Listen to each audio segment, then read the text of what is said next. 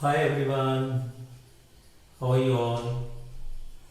Today we are going to start with a new topic, and that is active to passive voice. Till now, whatever structures we have learned, that is all of active. Means 12 tenses we have learned. In that, all the structures, whether affirmative, interrogative, negative, WH interrogative, whatever we have learned, that is all active.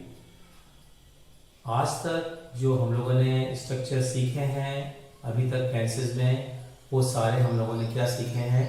Active. और आज हम इसको passive बनाना चाह रहे हैं।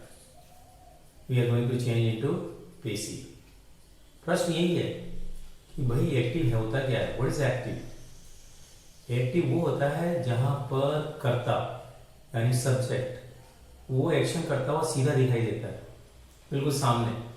Suppose I say I am giving lecture. Here I is the subject. मेरे लिए आ गया. He is listening. He subject हो गया. वो डायरेक्टली सुन रहा है. तो मतलब जो स्ट्रक्चर हमने सीखा है वो सारे एक्टिव है और उसको आइडेंटिफाई कैसे किया जाता है? सब्जेक्ट के बाद वर्ब आ जाता है. अब हमें पेसी चाहिए. भाई पेसी चाहिए क्यों? बिना पेसी का क्या काम ही चलेगा? Can't we do without Pesi? Yes, we can. There is no problem absolutely. लेकिन फिर भी कई सारी ऐसी सिचुएशन आती है लाइफ में जहाँ पर आपको फील होगा कि वहाँ पर एक्टिव की कोई ज़रूरत नहीं, हमें वहाँ पे पेसिव की ज़रूरत है। तो इससे क्या होगा कि अगर हम पेसिव सीख जाते हैं, और more over examination point of view से तो सीखना ही है, क्योंकि चेंज ऑफ वॉइस में भी आता है, मतलब चेंज ऑफ वॉइस मतलब एक्टिव टू पेसिव और पेसिव टू एक्टिव बनाना भी आता है। वो तो अलग चीज़ है, वो तो सीखना ही है। लेकिन डे टू डे लाइफ में अगर आप वास्तव में पेसी जानते हो तो आपके लिए बहुत सारे एडवांटेजेस हो जाएंगे। तो चलो देख लेते हैं, let's see now. So already I have put active to passive wise heading. Then the question comes why is it required, जिसके बारे में मैं बात कर रहा था।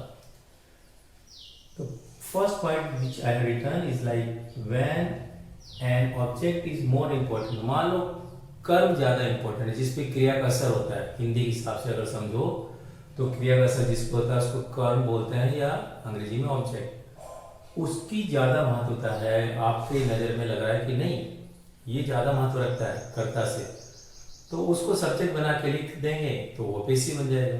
तो इसीलिए when an object is more important than subject then passive voice is preferred. तब लोग ज्यादा महत्व देते हैं पेसी लिखने के लिए, बोलने के लिए। एक्सपीरियंस से आपको पता लग जाएगा, you will come to know by experience. अभी करना शुरू किया है, काफी कुछ सीखने के लिए है इस एरिया में। सेकंड जो है बहुत ही इंपॉर्टेंट पॉइंट है इसका, when subject is not to be shown. दिखाया जाना ही नहीं है उसको। क्यों दिखाया? उसकी जरूरत ही नहीं है। Because subject is self explanatory. अपने आप ही पता लग जाता है कि सब्जेक्ट कौन होगा। अब आप सोचोगे ऐसे कैसे हो सकता है? बिल्कुल होगा।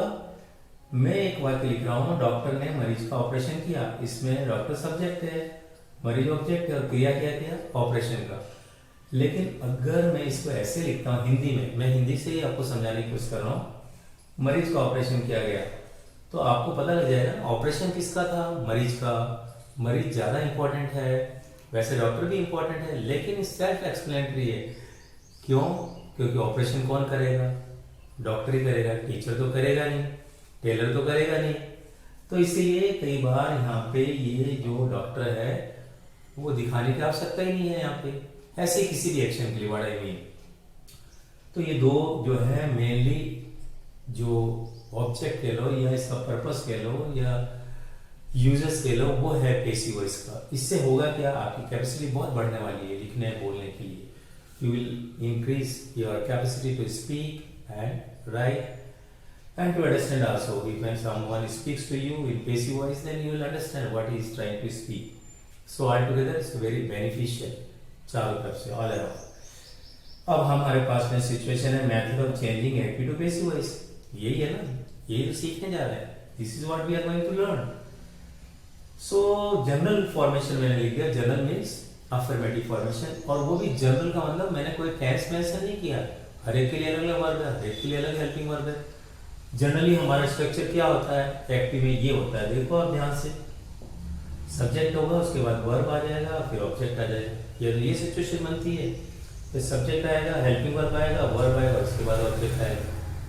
तो ये सिचुएशन बनती है। ये जो ऊपर वाली सिचुएशन है प्रेजेंट सिंपल और पास्ट सिंपल में बनती है, बाकी जो 10 टेंस है उसके लिए ये सिचुएशन बनती है, सभी में हेल्पिंग वर्ब है।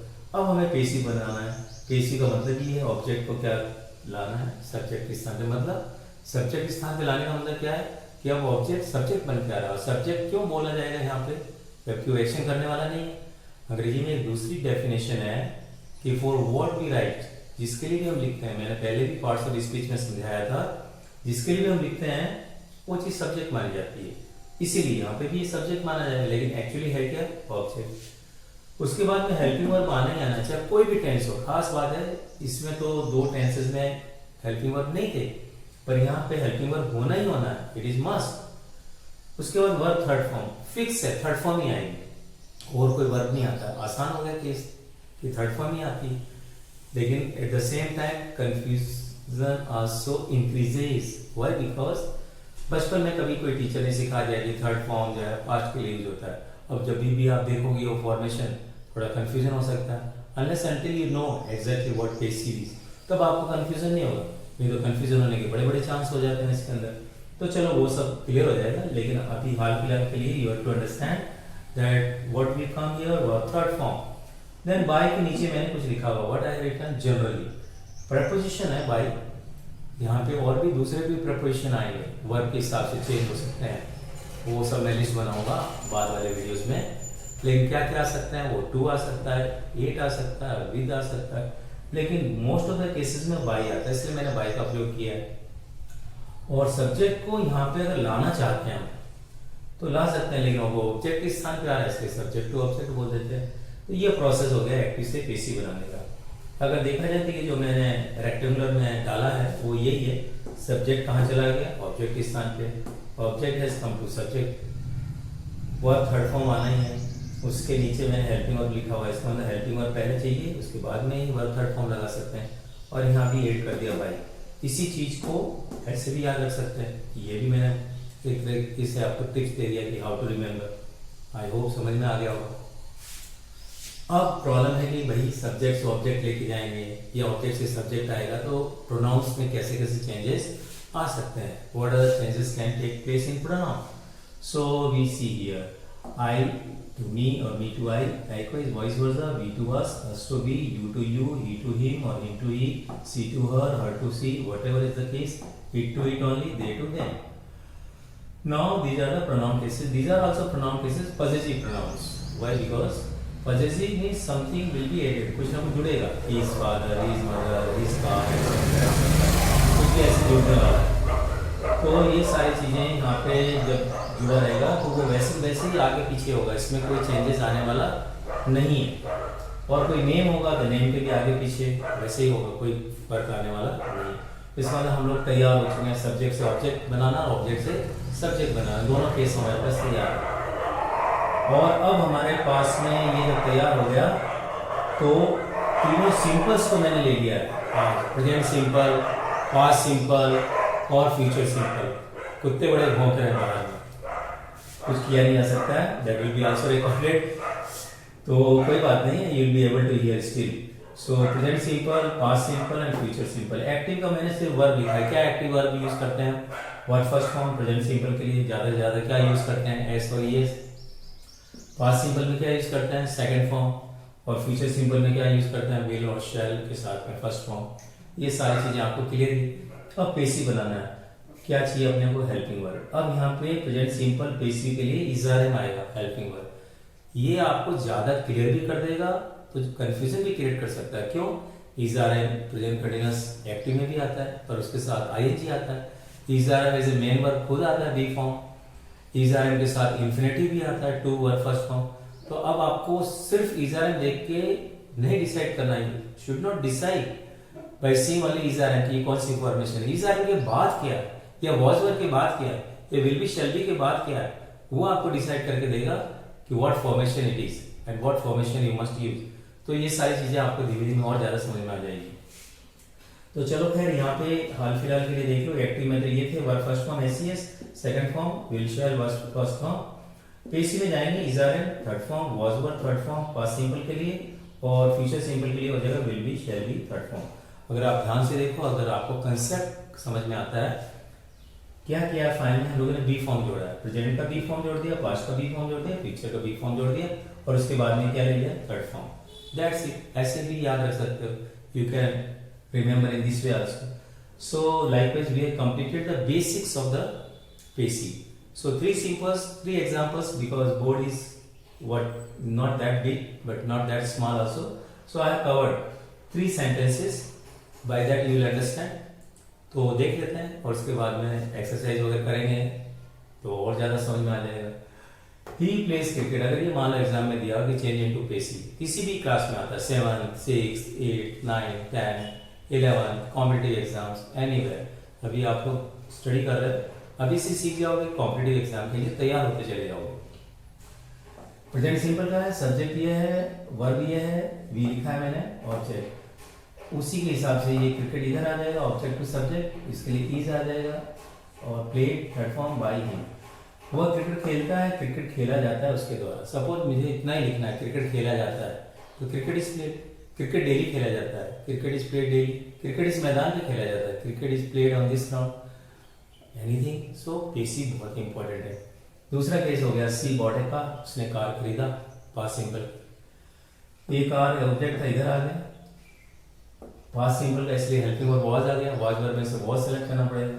बॉट थर्ड फॉर्म भी बॉट ही है, बॉट ही रहेगा, second and third form both ही, बाय बॉट, बाय हर, ये सी इधर आ गया, ये हर हो गया। आई होप सबको समझ में आ रहा होगा। ही विल कुक फूड, वो खाना पकाएगा, खाना पकाया जाएगा, ऐसा मेरे को लिखना है, या इसका ये अर्थ बनेगा। फूड इधर आ गया, विल भी हो गया, बी फॉर्म आ गई फ्यूचर की, कुक थर्ड फॉर्म हो गया, बाई और ही इधर आ गया।